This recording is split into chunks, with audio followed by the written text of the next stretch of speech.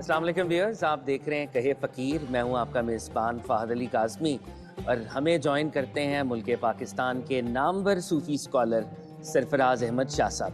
Sir welcome to the show. Viewers, جیسا کہ آپ جانتے ہیں ہمارا یہ پروگرام ایک انٹریکٹیو پروگرام ہے. اس میں اسٹوڈنٹس ہمارے ساتھ ہوتے ہیں، زندگی سے تعلق رکھنے والے، مختلف شعبوں سے تعلق رکھنے والے اور دیگر افراد بھی ہمارے ساتھ شامل ہوتے ہیں. گفتگو ہوتی ہے، مکالمہ ہوتا ہے، ڈائلاگ ہوتا ہے اور شاہ صاحب کی مدد سے ہم بہت سے پہلوؤں کو انڈرسٹینڈ کرنے کی کوشش کرتے ہیں. خواتین و حضرات، ایک بڑا مشہور مقولہ ہے کہ تاریخ کا سب سے بڑا سبق یہ ہے کہ تاریخ سے کوئی سبق حاصل نہیں کیا جاتا. ہم یہ دیکھتے ہیں کہ پاکستان میں بھی، امت مسلمہ کے لیول پر بھی اگر ہم دیکھیں تو بہت کام ہو رہا ہے، ریسرچ ہو رہی ہے، تاریخ کے بارے میں بھی سیمینارز ہوتے ہیں، کانفرنسز ہوتی ہیں، لیکن at the end of the day ہم بحیثیت مسلمان، ہم بحیثیت پاکستانی وہیں کے وہیں کھڑے رہتے ہیں. تو آج کے پروگرام کے آغاز میں شاہ صاحب کے سامنے یہی سوال رکھنا چاہوں گا کہ جب اتنی گفتگو ہو رہی ہے، اتنے ڈائلاگز ہو رہے ہیں، کتابیں چھاپی جا رہی ہیں، کالمز لکھے جا رہے ہیں، تو پھر بھی ہم تاریخ سے سبق کیوں نہیں لیتے؟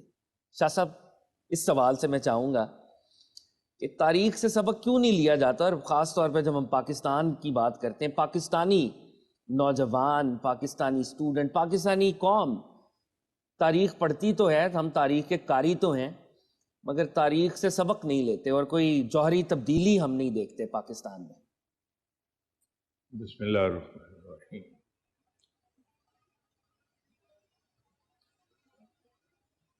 کسی بھی سبق کو سیکھنے کے لیے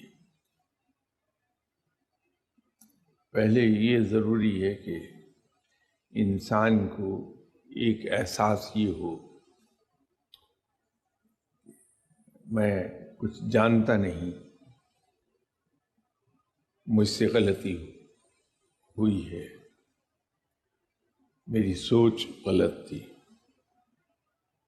پھر وہ سبق سیکھتا ہے. اس کی ایگزامپل یوں دی جا سکتی ہے کہ میرے ہاتھ میں ایک گلاس ہے جس میں جو پانی بھرا ہے وہ کچھ زیادہ صاف نہیں ہے. میں آپ کے پاس آتا ہوں، آپ کے ہاتھ میں جو پانی کی بوتل ہے وہ بڑا شفاف پانی ہے. اب اس گلاس میں وہ شفاف پانی بھرا نہیں جا سکتا کیونکہ اس میں پہلے سے ایسا پانی موجود ہے جو کوئی زیادہ شفاف نہیں ہے. جب تک کہ مجھے یہ احساس نہ ہو کہ میرے ہاتھ میں جو گلاس پکڑا ہے اس کا پانی کوئی زیادہ شفاف نہیں ہے اور آپ کے پاس جو پانی ہے وہ بہت شفاف ہے، تو میں اس گلاس کو خالی نہیں کروں گا، اس پانی کو گراؤں گا نہیں. جب تک اس پانی کو گراؤں گا نہیں اس میں شفاف پانی بھرا نہیں جا سکے گا. سبق سیکھنے کے لیے یہ بہت ضروری ہوتا ہے کہ ہمیں یہ 2-3 احساس ضرور ہوں. یا تو مجھے اپنی کم علمی کا احساس ہو کہ میرے پاس جتنا علم ہے، جو میرے سامنے علم آ رہا ہے وہ میرے علم سے زیادہ ہے، یا مجھے یہ احساس ہو کہ میں نے غلطی کی ہے، میں اس غلطی کو ٹھیک کر لوں، یا مجھے یہ شوق ہو کہ مجھے اپنے آپ کو امپروو کرنا ہے. لیکن اگر اپنے تئیں میں یہ سمجھتا رہوں کہ مجھ سے اچھا کون ہے، مجھ سے زیادہ کون جانتا ہے، تو میں کبھی کچھ سیکھوں گا نہیں. ہم استاد کے بارے میں کہتے ہیں کہ استاد سے صرف ایک ہی صورت میں کچھ سیکھا جا سکتا ہے، اگر ہم باادب ہوں گے.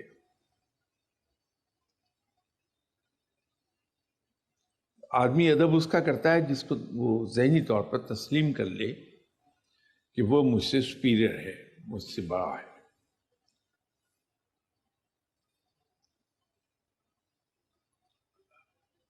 ہمارے یہاں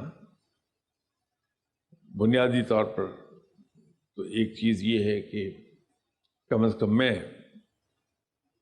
2 باتیں ماننے کو تیار نہیں ہوں کہ میرے پاس دوسروں سے کم علم ہے، یا زیادہ بہتر الفاظ یہ ہوں گے کہ میں یہ تسلیم نہیں کر پاتا کہ دوسرے مجھ سے زیادہ جانتے ہیں۔ پانی ہمیشہ نیچے کو بہتا ہے، علم کا فلو بھی نیچے کو آئے گا، پانی کی طرح وہ اوپر نہیں چڑھتا۔ تو مجھے اپنے آپ کو چھوٹا پہلے دیکھنا ہے۔ دوسری چیز یہ ہے کہ میں کبھی اپنی غلطی کو ماننے پہ تیار نہیں ہوا۔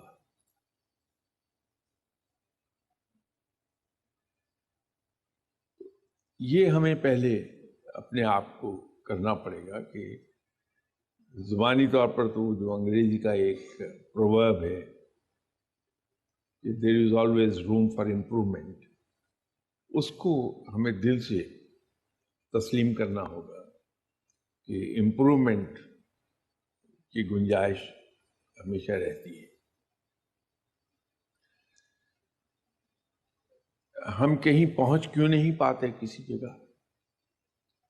اس کی بنیاد یہ ہے کہ ہم کسی بھی چیز کو سسٹمیٹیکلی نہیں لیتے ہیں۔ شاید آپ ہی کے ساتھ کسی پروگرام میں یا کسی اور چینل پر میں نے ایک چیز عرض کی تھی جی کہ جن دنوں ہم پڑھ رہے تھے تو پروفیشنل ایجوکیشن کے دوران ایک بات سکھائی گئی تھی کہ ہم کسی پرابلم کو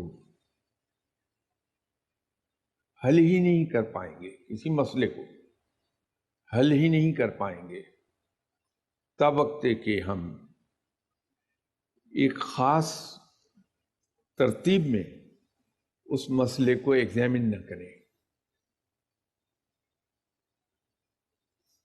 تو اس کا پہلا سٹیپ تو یہ ہوتا ہے جو آج تک ہم کر نہیں پائے ہیں کہ ہم یہ دیکھیں کہ what the actual problem is۔ ہم سطح پر جو پرابلم نظر آ رہی ہے اس کو دیکھ کر سمجھتے ہیں کہ یہ پرابلم ہے، جبکہ در حقیقت وہ پرابلم نہیں ہوتی، وہ صرف سمٹمز ہوتے ہیں جن کو دیکھ کے ہم پرابلم سمجھ لیتے ہیں کہ یہ پرابلم ہے، وہ سمٹمز ہوتے ہیں۔ تو ہم علاج کرتے ہیں تو سمٹمز کا کرتے ہیں، ایکچوئل پرابلم وہیں پرسسٹ کر جاتا ہے۔ پہلا سٹیپ تو یہ ہے کہ یہ دیکھا جائے کہ حقیقی پرابلم کیا ہے۔ اس کے لیے ان ڈیپتھ انالیسس چاہیے ہوگا ہمیں۔ جب ہم یہ اسٹیبلش کر لیں کہ حقیقی پرابلم کیا ہے، نیکسٹ اسٹیپ آ جائے گا کہ ہم we should find out the root causes of that problem, not the causes but the root causes of the problem۔ وہ جو روٹ کازز ہیں اس پرابلم کے، ان کو ہم ڈھونڈ لیں کہ وہ کیا ہیں۔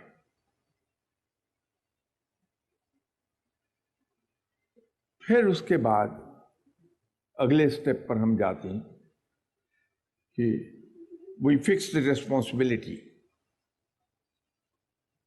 کہ یہ پرابلم کس آدمی کی غلطی یا لاپرواہی سے جنم اس نے لیا ہے۔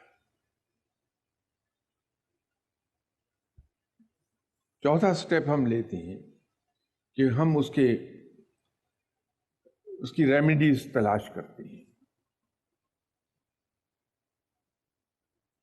اور ریمیڈیز تلاش کرنے کے بعد اور ان کو امپلیمنٹ کرنے کے بعد پرابلم جب ختم ہو گئی تو ہم اسے وہاں نہیں چھوڑ دیتے، کیونکہ وہاں چھوڑیں گے تو وہ دوبارہ کراپ اپ کرے گی۔ ہم پریونٹیو میجرز لیتے ہیں کہ آئندہ یہ پرابلم نہ آنے پائے۔ یہ ایک سسٹم ہے اور یہ اپلیکیبل ہے ہر سطح کی غلطی کا، ہر سطح کے مسئلے پر۔ جی گھر میں ہے تو بھی، انسٹیٹیوشنل لیول پر ہے تو بھی، شہر کے لیول پر ہے تو بھی، ملک کے لیول پر ہے تو بھی۔ اب ہمارے یہاں عام طور پر ہم دیکھتے ہیں کہ جو مسئلہ ہمارے سامنے کبھی آتا ہے تو یہ جانے بغیر کہ یہ حقیقی مسئلہ یہی ہے، یہی اس کے سمٹمز ہیں، ہم فوراً رسپانسبلٹی فکس کر دیتے ہیں کہ فلاں آدمی کا قصور ہے۔ نتیجہ یہ ہے کہ ہم ایفرٹ کرتے رہتے ہیں، دوڑتے رہتے ہیں، لیکن ایک دائرے میں ہم کہیں پہنچ نہیں پاتے باوجود ایفرٹ کے۔ تو اگر ایک سمت میں، صحیح سمت میں چل پڑے تو یہ مسئلہ حل ہو جائے گا۔ اس کی ایگزامپل یہ ہے کہ شاید آپ ہی کا کوئی پروگرام تھا یا کہ آڈینس میں سے ایک سوال بڑی شدت سے آیا کہ صاحب ہمارے ہاتھ میں ڈگریز ہوتی ہیں، ہمیں جاب نہیں ملتی۔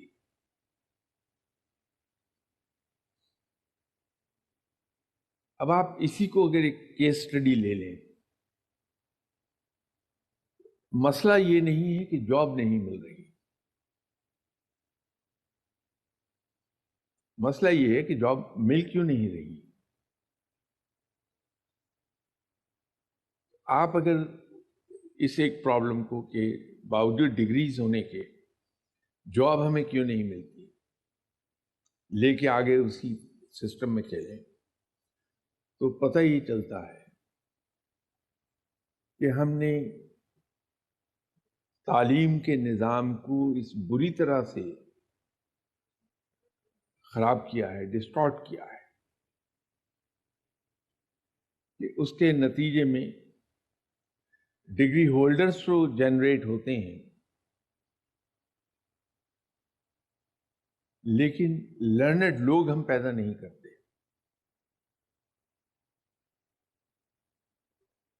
ویسے تو میں تعلیم حاصل نہیں کر سکا، ان پڑھ رہ گیا، جس کا اس عمر میں احساس ہوتا ہے کہ میں اگر کچھ پڑھ لکھ لیتا تو شاید بہتر انسان ہوتا۔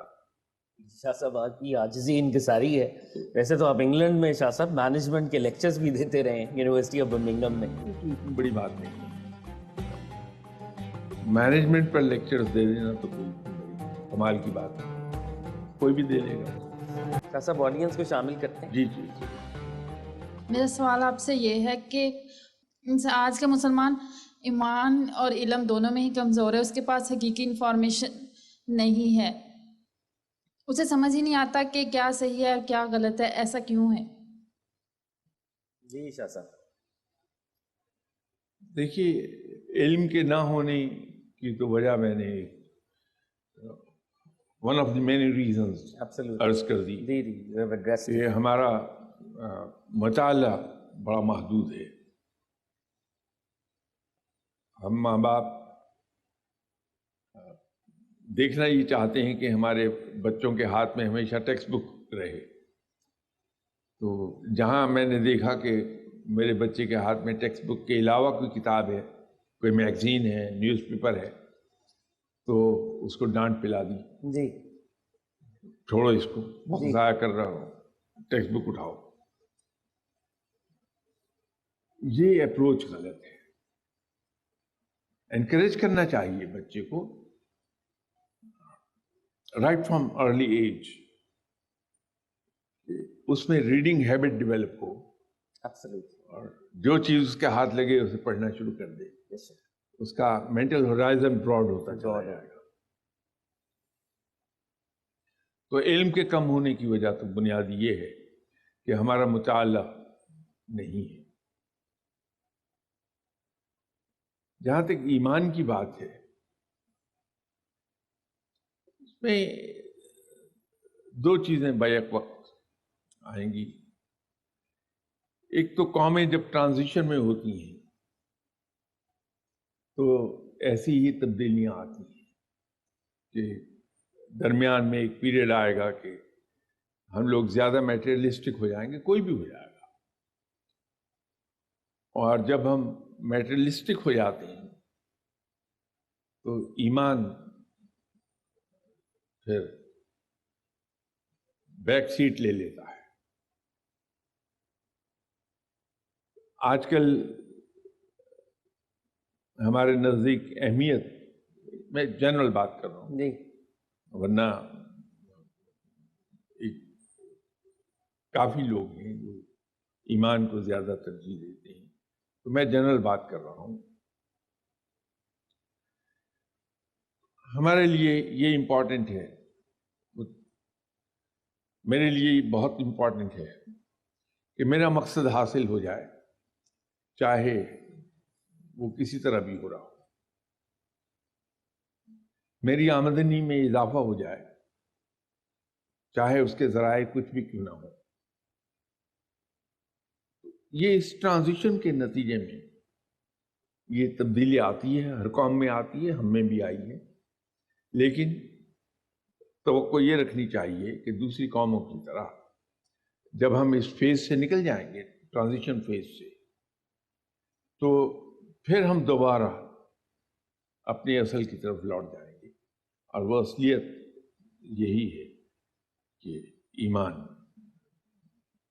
پہلی پرائرٹی ہوتا ہے. اچھا شاہ صاحب، آڈینس کو شامل کرنے سے پہلے ایک کوئک سوال میرے ذہن میں آتا ہے. دنیا بھر میں فلسفی، ہسٹری، لٹریچر، اس پر بہت زیادہ ایمفسائز کیا جاتا ہے. اور اگر ہم ویسٹ کی تاریخ کو دیکھیں، جو یہ رینیسانس آیا اور جو سائنٹیفک ریولوشن آیا، اس کے پیچھے بھی ان کی 1200 سال بلکہ اس سے بھی پیچھے کی فلوسافیکل ایوولوشن ہے، جو کہ سقراط سے شروع ہوتی ہے، بلکہ اس سے بھی پہلے سقراط، افلاطون، ایرسٹاٹل اور ایک پوری لسٹ ہے. ہمارے ہاں فلسفے کا اس طرح سے رواج یا اس طرح کی روایت نہیں پنپ سکی. تاریخ پڑھنے کا بھی اس طرح سے رواج یا مورخ بھی، ہم نے لاسٹ جو بڑا مورخ پیدا کیا تھا ابن خلدون یا یہ طبری یا ابن کثیر، اس کے بعد بھی کوئی بڑا ہسٹورین نہیں ہم پیدا کر سکے. تو امت مسلمہ میں بالعموم اور پاکستان میں بالخصوص ہسٹری اور فلسفی اور فور دیٹ میٹر لٹریچر سے بھی ہماری ٹائز سیورڈ کیوں ہوئی ہے آپ کے خیال میں؟ اور اگر میں کوئکلی ایک اور چیز ایڈ کرتا جاؤں کہ آخری بڑے فلاسفر بھی علامہ اقبال ہم نے پیدا کیے ہیں، اور اس کے بعد اس میں بھی بالکل کہت و رجال ہی ہے. ایسا کیوں ہے؟ میں نے ابھی ایک چیز عرض کی تھی کہ ہم بحیثیت قوم کے ٹرانزیشن سے گزر رہے ہیں. جی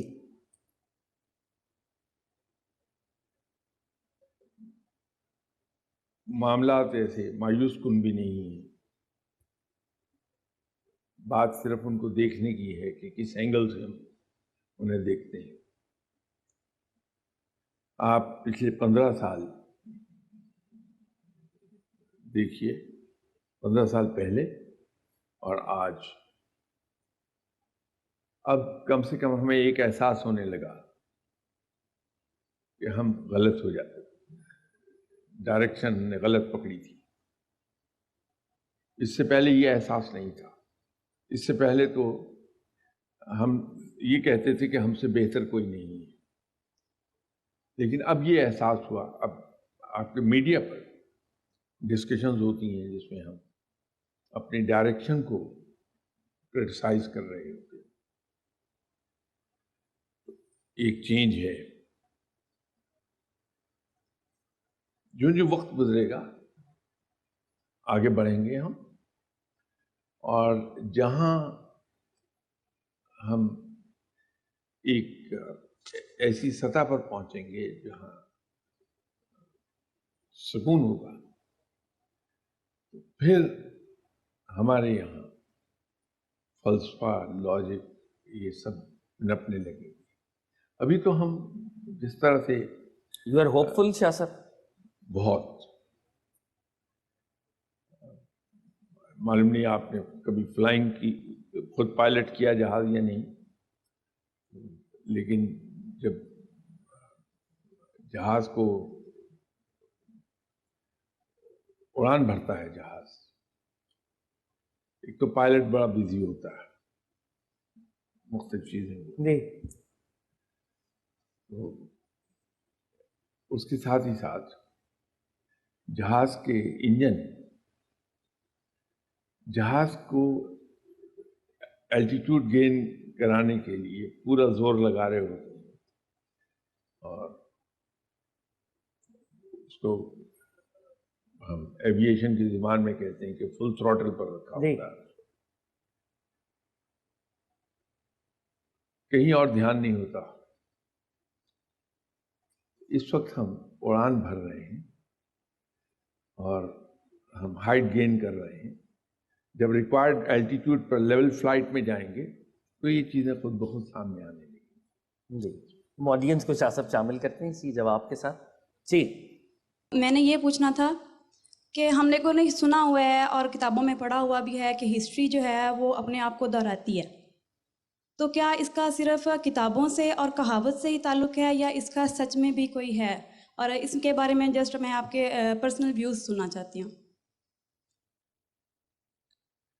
نہیں، یہ صرف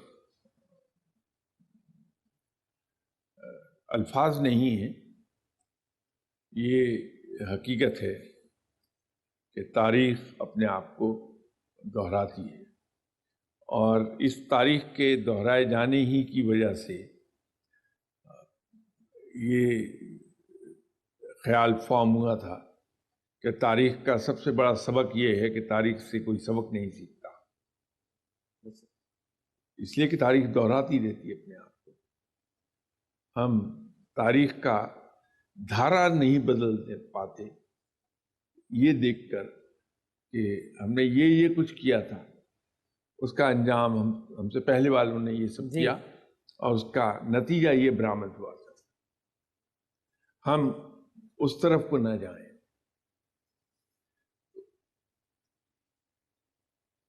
اس لحاظ سے اب دیکھیے کہ تمام قومیں، ایک صرف ہم ہی نہیں ہیں، تمام قومیں بار بار اسی پروسیس سے گزر رہی ہوتی.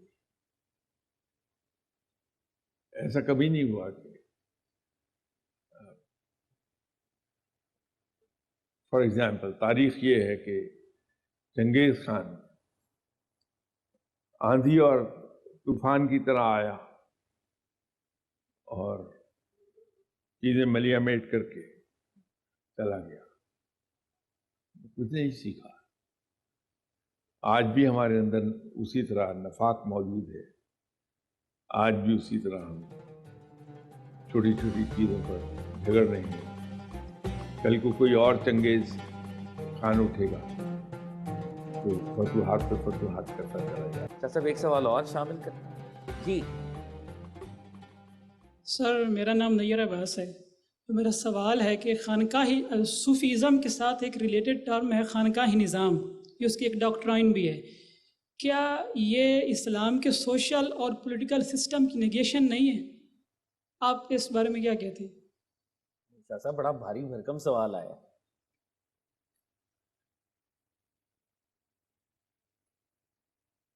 دیکھیے، ہمیں سب سے پہلے یہ دیکھنا ہوگا کہ یہ خانقاہی نظام کا بنیادی مقصد کیا تھا، اس نظام کی انٹروڈیوس کرنے میں آبجیکٹیوز کیا تھی. اسلام الحمدللہ بڑی تیزی سے پھیلا، اور جناب حضرت عمر رضی اللہ تعالیٰ عنہ کے دور میں تو 220 اسکوائر مائلز پر ڈے کے حساب سے اسلامی مملکت پھیلی تھی. اس کے بعد بھی فتوحات کا سلسلہ جاری رہا. اتنی زیادہ تیزی سے پھیلنے کا نتیجہ ایک یہ نکلا تھا کہ مختلف تہذیبیں وہ بھی اس میں شامل تھے. کلچرل ویلیوز بڑی اسٹرانگ ہوا کرتی ہیں اور ان کے انفلوئنسز بھی بڑے اسٹرانگ ہوتے ہیں. اس کے اثرات آنے شروع ہو گئے تھے. پھر چونکہ فتوحات بڑی تیز تھیں تو ہمارے یہاں مالی خوشحالی بے پناہ قسم کی اور بڑی تیزی کے ساتھ آئی. اس کے نتیجے میں بہت سی چیزیں پیدا ہو گئی. جو درد دل رکھنے والے صاحبان تھے انہوں نے جب یہ ریئلائز کیا کہ مختلف علاقے مختلف تہذیبیں اسلامی مملکت میں شامل ہو گئی ہیں اور ان کے اثرات نمودار ہونا شروع ہو گئے ہیں اور اتنی تیزی سے آنے والی مالی خوشحالی نے اثر دکھانا شروع کیا ہے اور مورل ویلیوز پر اثر انداز ہو رہی ہیں یہ چیزیں. انہوں نے ایک نظام ترتیب دیا جہاں پر لوگوں کی اخلاقی تربیت ہو. یوں یہ نظام وجود میں آ گیا. خانقاہ در حقیقت انسٹیٹیوشن کا نام تھا. اس کے مختلف نام ہیں. ہمارے یہاں خانقاہ کے نام سے اسے جانا جاتا ہے. مراکش میں زاویہ کے نام سے جانا جاتا ہے. یہ نظام ایسا تھا کہ لوگ اس میں جب داخل ہوتے تھے تو اس کا جو محتمم تھا خانقاہ کا وہ ایک ان ریٹن سلیبس پر عمل کرتا تھا اور اس میں کیا یہ جاتا تھا کہ سب سے پہلے انسان کی انا کو ختم کیا جاتا ہے. اس کا طریقہ کار انہوں نے یہ رکھا ہوا تھا کہ جو آدمی بھی یہ آبجیکٹو لے کر آیا اس خانقاہ میں کہ صاحب میں یہاں علم سیکھنا چاہتا ہوں آپ کے پاس، تو انہوں نے پہلا کام تو یہ کیا کہ اس کے سر کے بال منڈوا دیے، اس طرح پھروا دیتے تھے. اگلا قدم یہ ہوتا تھا کہ اب آپ دروازے پہ بیٹھ جائیے. جو لوگ یہاں آتے ہیں ملنے کے لیے، مہمان آتے ہیں، ان کے جوتے، کیونکہ وہ زمانہ پرانا تھا، پیدل چلتے تھے، تو اس کو صاف کر کے ان جوتوں کو باہر کے رخ پر پلیس کر دیں تاکہ جب مہمان باہر نکلے تو جوتا پہننے میں انہیں دقت نہ آئے. اب یہ وہ کام ہے جس کو کوئی بھی آدمی کرنا پسند نہیں کرتا، تو یوں اس کے نفس کو کچلا جاتا تھا، اس کی انا کو کچلا جاتا تھا. اس کے بعد اور اس کے ساتھ ساتھ اسے دینی تعلیم بھی دی جاتی تھی، عبادات کی طرف لگایا جاتا تھا. فرض عبادات تو ہیں ہی ہیں، نفلی عبادات کی طرف اسے لگا دیا جاتا تھا. اس کے بعد اس کا کام یہ ہوتا تھا کہ لوگوں کے جھوٹے برتن اٹھا کر لے جائے، لوگوں کے جھوٹے برتن دھوئے، پھر کھانا سرو کرے. یہ سٹیپ بائی سٹیپ چلتا تھا. یہ ان کا اپنا ایک ان ریٹن سلیبس تھا. تو یوں انسان کی انا کو کچل دیتے تھے. جو خرابی اصل میں پیدا ہوتی ہے وہ نفس اور انا ہی کرتے ہیں، وہ کچل دیتے تھے اس کو. عبادات کے ذریعے نفس کے خلاف جہاد کرنا سکھاتے تھے انہیں. یوں انہیں ایک ایسا مسلمان بناتے تھے جس سے خوشبو آتی تھی شروع کے مسلمانوں کی کہ وہ بے لوث ہے، بے غرض ہے، دنیاوی چیزوں سے اسے پیار نہیں ہے. دنیاوی مال و زر کو کمانا برا نہیں ہے، بلکہ ان وے اچھا ہے کہ انسان کو پوری قوت اور محنت سے کمانا چاہیے. میں لفظ قوت اور محنت استعمال کر رہا ہوں جو بڑے جائز ذرائع ہیں، جس کے اسلام میں بڑی ویلیو ہے، تاکہ دوسرے لوگوں کی خدمت کر سکے اس روپے پیسے سے. یہ جذبہ ہونا چاہیے. یہ آبجیکٹو تھا کہ مسلمانوں کو اس طرف لگایا جائے، لیکن جیسے ہمیشہ ہوتا ہے، بلکہ اسلام سے پہلے جو ڈیوائن ریلیجنز بھی تھے ان میں بھی کنٹامینیشنز ہو گئی، تو وقت کے ساتھ ساتھ اس میں کنٹامینیشن ہوتی چلی گئی. یہ ایک ایسی چیز بن گیا، میں نظام تو نہیں کہہ سکتا اس کو، کہ جو ایسا لگتا تھا کہ ایک ایسا نظام ہے جو شریعت سے ٹکراؤ رکھتا ہے، وہ کنٹامینیشنز کی وجہ سے ہو گیا. لیکن جو خانقاہی نظام بذات خود تھا اوریجنلی، وہ تو ایک بڑی خدمت کر رہا تھا. ہونا یہ چاہیے کہ کسی چیز کو برا کہنے کے بجائے اگر اس کے اندر شامل ہونے والی کنٹامینیشنز کو ہم دور کر دیں اور وہ اپنی اصل فارم میں آ جائے، اس سے پھر فائدہ لیا جائے معاشرے کو بہتر کرنے کا. شاہ صاحب، پروگرام کا وقت جو ہے ختم ہوا چاہ رہے ہیں اور ہم اب کنکلوژن کی طرف بڑھیں گے. Thanks a lot for your presence. آپ آتے ہیں، گفتگو ہوتی ہے، مکالمہ ہوتا ہے، ہم آپ سے بہت کچھ سیکھتے ہیں. ویورز، کہے فقیر میں ہم نے آج مختلف موضوعات پر گفتگو کی، اور خاص طور پر جو شاہ صاحب نے جس پر بہت ایمفسائز کیا وہ احساس ضیاع ہے، کہ ہمارے اندر وہ فیکلٹی اویک ہو جائے کہ ہمیں ریئلائز ہم کریں کہ ہم پیچھے ہیں، ہم نے کچھ چیزوں کو کھو دیا ہے اور ان چیزوں کو ہم نے دوبارہ حاصل کرنا ہے. اور مجھے اقبال کا وہ شعر یاد آتا ہے. اقبال نے کہا تھا، وائے ناکامی متائے کارواں جاتا رہا، کارواں کے دل سے احساس ضیاع جاتا رہا. تو اگر ہم چاہتے ہیں کہ ہم ترقی کریں، دنیا کے اندر خوشحال ہوں، آخرت میں کامران ہوں، تو ہمیں پروفٹ صلی اللہ علیہ وسلم کے رستے پر چلنا پڑے گا، صحابہ کرام کے رستے پر چلنا پڑے گا، اور اپنا ذاتی اندرونی محاسبہ کرنا پڑے گا، احساس ضیاع کو بیدار کرنا ہوگا تاکہ ہم آگے بڑھ سکیں اور ترقی کر سکیں. اقبال کے اسی شعر کے ساتھ کہ سبق پھر پڑھ صداقت کا، عدالت کا، شجاعت کا، لیا جائے گا تجھ سے کام دنیا کی امامت کا. اپنے میزبان فہد کاظمی کو اجازت دیجیے. کیپ واچنگ کہے فقیر. اگلے ہفتے اسی چینل اسی وقت دوبارہ ملاقات ہوگی.